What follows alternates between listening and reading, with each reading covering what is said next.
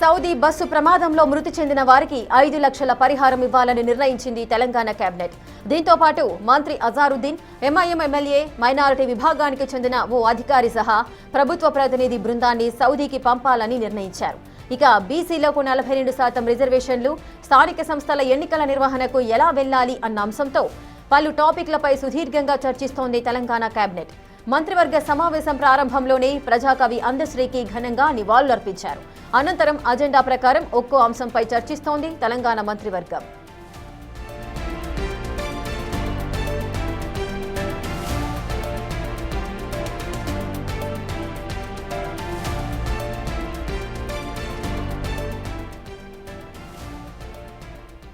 ఇక Telangana cabinet meeting కి సంబంధించిన పూర్తి డీటెయిల్స్ మా ప్రతినిధి వాసు అందిస్తారు. వాసు, కేబినెట్ లో ఎటువంటి అంశాలను చర్చిస్తున్నారు, పూర్తి అప్డేట్స్ ఏంటి? తెలంగాణ క్యాబినెట్లు కూడా ప్రారంభమైంది. కొద్దిసేపు ముఖ్యమంత్రి అధ్యక్షతన కూడా ప్రారంభమైన క్యాబినెట్లో మొదటగా ఇటీవల మరణించినటువంటి ప్రజాకవి అందశ్రీకి సంబంధించి కూడా ఆయన సంతాపం తెలిపారు. ఆ తర్వాత సౌదీ అరేబియాలో చనిపోయినటువంటి ఎవరైతే ముస్లిం సోదరులకు సంబంధించి చనిపోయిన కుటుంబాలకు 5 లక్షల రూపాయల ఎక్స్గ్రేషియా ప్రకటిస్తూ కూడా క్యాబినెట్ తీర్మానం చేసింది. మరోపక్క మంత్రి అజారుద్దీన్తో పాటు ఒక ఎంఐఎం ఎమ్మెల్యేతో పాటు ఒక మైనార్టీ వర్గానికి చెందినటువంటి ఒక అధికారిని కూడా సాయంత్రానికే అక్కడికి వెళ్ళాలని కూడా ఆదేశాలు జారీ చేశారు. ఒక కమిటీని కూడా ఏర్పాటు చేయబోతోంది. మరోపక్క పూర్తిగా దహనమైనటువంటి ఆ డెడ్ బాడీలకు సంబంధించి కూడా ఇండియాకు తీసుకొచ్చే పరిస్థితి లేనటువంటి క్రమంలో కూడా మత సాంప్రదాయాల ప్రకారం అక్కడే అంత్యక్రియలు పూర్తి చేయాలి. దానికి సంబంధించి ఇక్కడ ఉన్నటువంటి వారి కుటుంబాలకు సంబంధించి కూడా ఒక్కొక్క కుటుంబం నుంచి కూడా 2 తీసుకెళ్లే విధంగా ప్రయత్నం ఏర్పాటు చేయాలంటూ కూడా క్యాబినెట్ ఆమోదించింది. దీనికి సంబంధించి కూడా చనిపోయిన అందరి కుటుంబాలకు సంబంధించి కూడా ఒక్కొక్కరికి 5 లక్షల ఎక్స్గ్రేషియాతో పాటు అధికారుల కమిటీ అక్కడికి వెళ్ళి దగ్గరుండి ఏర్పాట్లు చేసే విధంగా కూడా ఇటీవల మంత్రిగా మైనార్టీ శాఖ మంత్రి ఉన్న అజారుద్దీన్ మరొక అధికారితో పాటు మరొక ఎమ్మెల్యేని కూడా తీసుకొని వెళ్తూ ఉన్నారు. వారితో పాటు కుటుంబ సభ్యుల్ని కూడా 2 చొప్పున కూడా తీసుకెళ్లే అవకాశం ఉంది. అంత్యక్రియలకు సంబంధించి కూడా అక్కడే ఏర్పాటు కూడా చేయాలని క్యాబినెట్ నిర్ణయించింది. ఈ ఘటనకు సంబంధించి ఉదయం నుంచి కూడా ముఖ్యమంత్రి రేవంత్ రెడ్డి సంఘటన తెలుసుకున్న తర్వాత కూడా అప్పటికప్పుడే డీజీపీతో పాటు సీఎస్కు ఆదేశాలు జారీ చేశారు. టోల్ ఫ్రీ నెంబర్ ఏర్పాటు చేసి కంట్రోల్ రూమ్ కూడా ఏర్పాటు చేయడం జరిగింది, ఢిల్లీతో పాటు హైదరాబాద్లో కూడా.